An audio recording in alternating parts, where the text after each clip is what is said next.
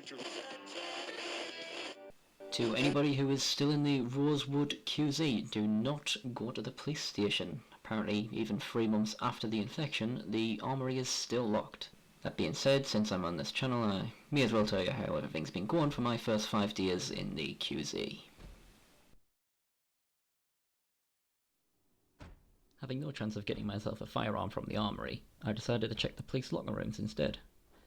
Inside, I found a police bag that was a bit better than the satchel I had, as well as a few weapons including a telescopic baton, which I was surprised to see had its own animation and sound effects. I transferred the stuff that I collected into my new carry-on from the morning prior, checked a couple more lockers and found an untouched police vest that I took for some added protection against the zombies.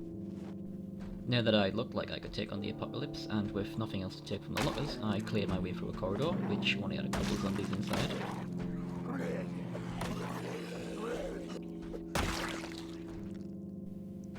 Had a quick beverage by the cooler, and helped myself to some unfortunate officer's lunch from the mini-fridge. He's probably not going to be coming back for it. The police armory was going to have to wait. Right now I needed to set up in a place where I could avoid or minimise the risk of being jumped by a large group. And since the infected mainly populate urban areas, it had to be somewhere on the edge of town. That's when I remembered that to the north of Rosewood there's a small gated community with high fences that the zombies couldn't climb over, and only one open entrance to each house. All I have to do is set up a barricade. The walk was only a few minutes away from the station, and the same for places like the supermarket and the pharmacy.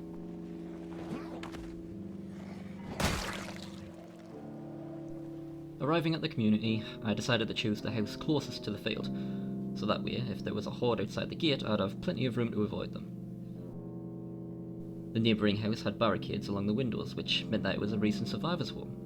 These places usually have good supplies of food and occasionally firearms. This would give me something to do in the passing days. For now, I'd have to deal with the previous tenants, who were reluctant to lend me their home, but we smoothed it over.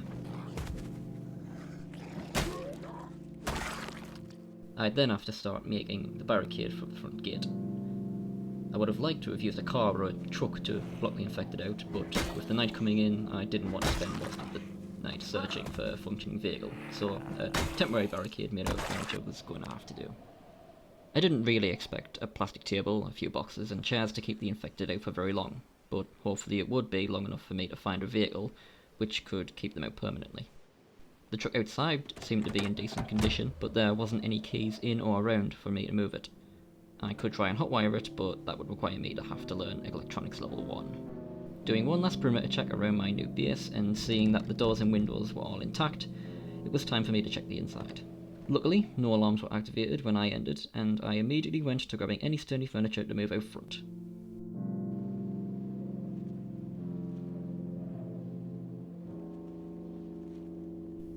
I tried moving a large couch, but it was too heavy, so instead, a couple armchairs nearby would have to do.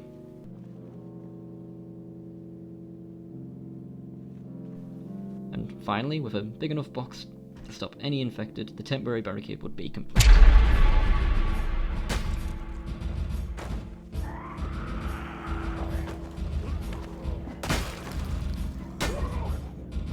After I was done filling my trousers, I dealt with the small mob in a good old clapper fashion.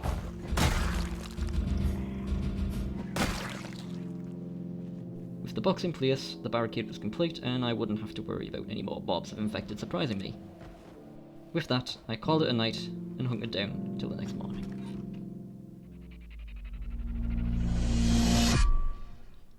I started the morning of day 3 reading a book on electronics and punching myself in the head for forgetting to record most of day 2. During then, I ran into a couple of police zombies, one of which had a shotgun and a revolver, and the other a duffel bag with ammo and a high-power scope. As I expected, the temporary furniture barricade lasted the early morning of day 2, so I spent most of that good chunk of that day failing to find any vehicles that I could use to move to my base. Day 3, however, was much better. Turns out the neighbouring house opposite mine had a car and its keys not so far from it either. The infected neighbour spotted me crossing his property line and came to confront me, so I used my expert persuasion skills, and we were good. After I liberated some gas from a couple nearby wrecks, I quickly refilled my vehicle, Using the driver's license that I never got, I expertly moved the vehicle into the front gate of my home. Unfortunately, it wouldn't be long enough to keep the undead out, so it would mean I have to find a second vehicle.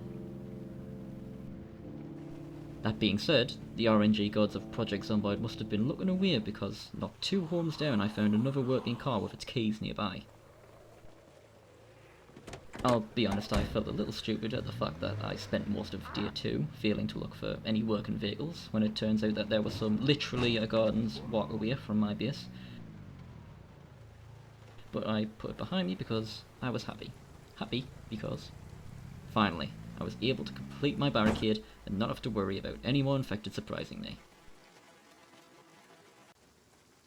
Now I could focus on more adventurous tasks, as well as clean up any infected in my perimeter. After I was done searching the corpses and finding nothing of any value, I moved him to the back of the yard and made sure to wash so as to not catch any infection. And then I called it a night.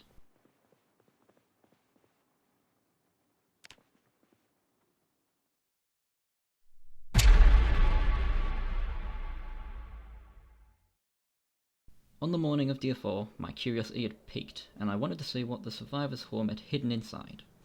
I'd come up with a decent plan to get the items needed to break in. Just opposite the police station there is a large fire station filled with all kinds of tools, stronger clothing, and even medical supplies free for the taking. All I'd have to do was just be careful, as it was an area where many infected would spawn. While, yes, I could have just grabbed a hammer, which I had, and took the wooden boards off, I felt like it made more of a story to find the items. And, well, make up for the footage that I forgot to record. On my way back to the station, I remembered there was this big portable skip that I'd forgot to check on my way out of the station on day 1, and inside I found a large supply of 5.56 ammunition. If only I had the mags, as well as the rifle, to use it. Still, it seemed better to have it and not need it than to need it and not have it. So I grabbed some boxes and got moving before a small group of infected would sneak up on me.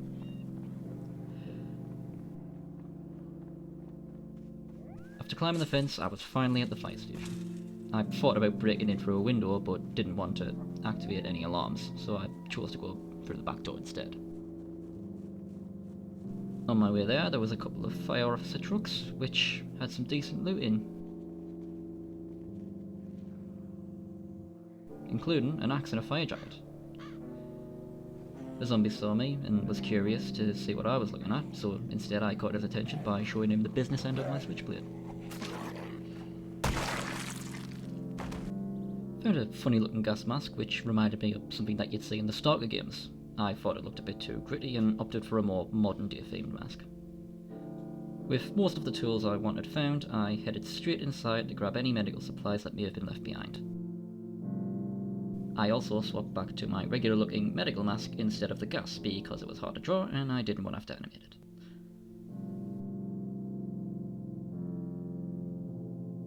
I was happy to see that the medical stash was practically full, so I filled my bags with painkillers, sleeping pills, and bandages for any future occasion where I may need them. I got the chance to see if the fire axe is any good on some random infected. Yep, it's good. With my backpack full, it was finally time to head back home and...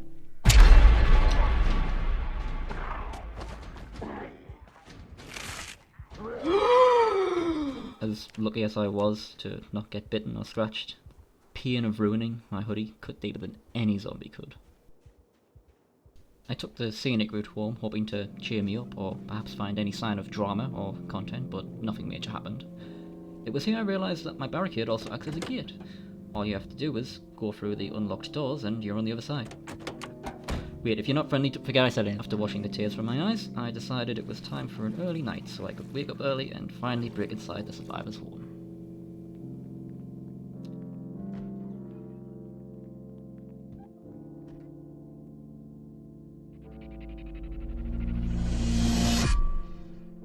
Day 5 started like any other, except there was a zombie in my home.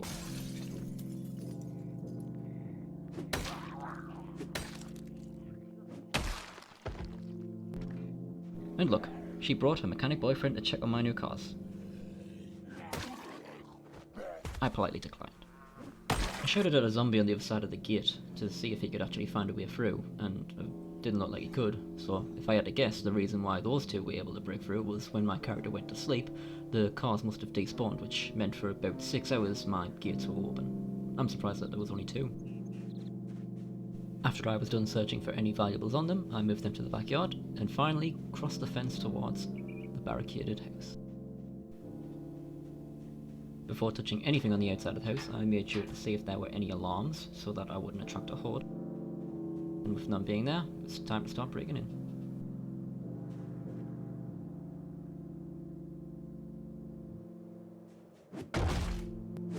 It only took a good few bashes to get the barricade off, but once that was done, all I had to do was get through the glass. For some reason I tried opening it silently, and then I remembered that I was breaking in anyway. Inside, I found a massive supply of canned goods, and finally, a decent place where I could find some weapons. In which was a bunch of Russian-themed weapons, as well as some ammunition, and a 5.56 magazine. At least now I can have something to do with that ammo. Now all I needed was a rifle that could actually use it. After piling all of the weapons into my bag, I then moved on to grabbing as much food as I could. Turns out that the kitchen wasn't the only place that had food.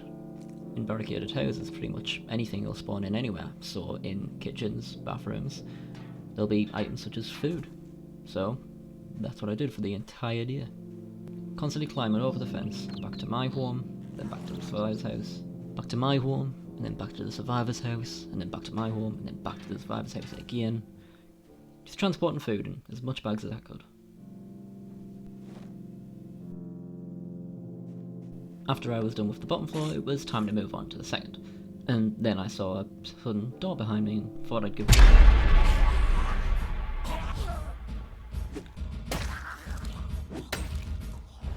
After filling my second pair of trousers, I found more food in this hidden bathroom. Decided to move all of that back to my bag and then take that all the way back to my regular base. I loaded all of the food that I could find on the second store, and then had to climb my fat ass over the fence one final time. After that, I had enough food that could last me God knows how long, but it wasn't something that I'd have to be worrying about in the near future. With everything moved from the survivor's home to mine, it was finally time to get some sleep. And like that, we're all caught up on my first 5 days in the QZ. I'm going to be on channel 595 for, well, however long I can survive for. If you enjoyed listening, please stay with this channel. Maybe you'll hear from me again. Or, better yet, maybe we'll meet up. That's if, of course, if you're being friendly. Right, now, how do I turn this on?